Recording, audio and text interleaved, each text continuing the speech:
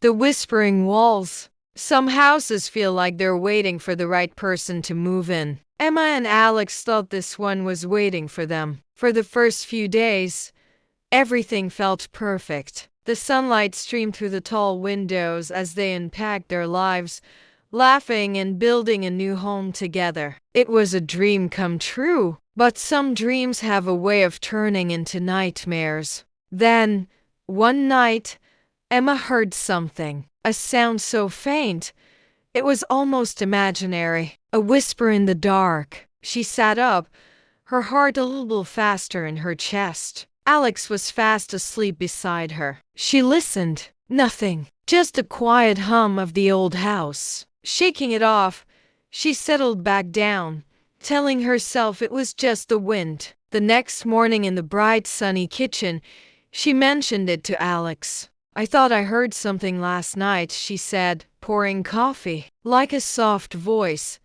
Alex smiled. That gentle, reassuring smile she loved. "Old houses talk, you know. Creaky floors, pipes. It's charming," Emma laughed, wanting to believe him. Maybe he was right. But the whispers didn't stop. As days turned into weeks, she'd be working at her desk and pause, certain she'd heard a murmur. She'd walk down the long hallways, her eyes drawn to the walls, feeling an unseen presence. A sudden cold breeze in a closed room. The flicker of a light. The house was trying to get her attention. One evening, curled up on the couch together, she couldn't hold it in any longer. "It happened again today," she told Alex, her voice low, whispering. From inside the walls, he looked concerned, but still gentle. "Really?" "I haven't heard anything." Emma's hands trembled slightly. "It's quiet, but it said my name, and it said something I only think about when I'm alone."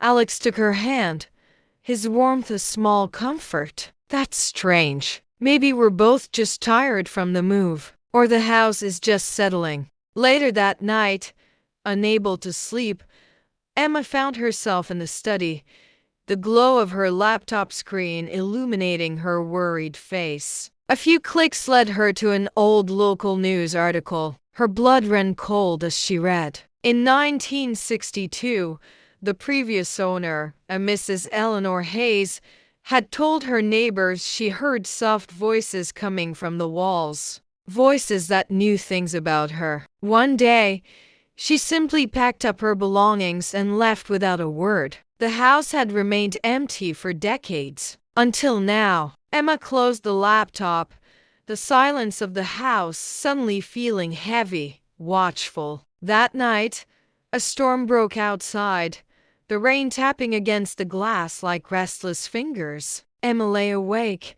her eyes wide open in the dark. And then, the whispers returned. This time, they were clearer, more persistent, weaving through the sound of the rain. "Emma, why do you hide things? We only want to talk. Listen closer." Her heart was pounding against her ribs. She slowly got out of bed, her feet cold on the wooden floor. She walked to the wall, her breath held tight in her chest, and pressed her ear against the cool plaster. The whispers stopped instantly. A profound, unnerving silence took their place. "What do you want?" she whispered into the void. There was no answer. The next morning, she looked exhausted. "It's getting clearer," she told Alex, her voice strained. "They know private things."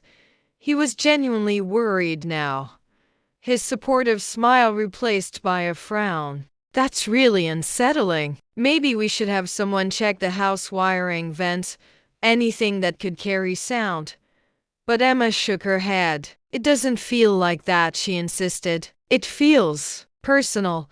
They stood there in the quiet kitchen, an unspoken fear hanging between them. The final night came, quiet and still. Emma lay in bed waiting. The whispers returned, a soft chorus surrounding the room, no longer just from one wall, but from all around her. "We've waited so long. Someone who can finally hear us." She squeezed her eyes shut, pulling the blankets tighter, trying to build a fortress of fabric and will against the voices. She fought to ignore them, to find sleep, to escape into the silence of her own mind. The next morning, bright sunlight filled the bedroom. Alex woke up alone. He stretched, a smile on his face, assuming Emma was already downstairs making breakfast. And then he paused, a sound so faint he almost missed it. A whisper barely audible that seemed to say his name. He turned his head,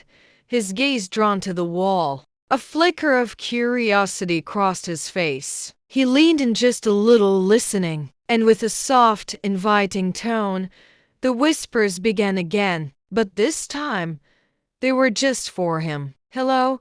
he asked softly, a quiet intrigue dawning in his eyes. The house had finally found who it was waiting for.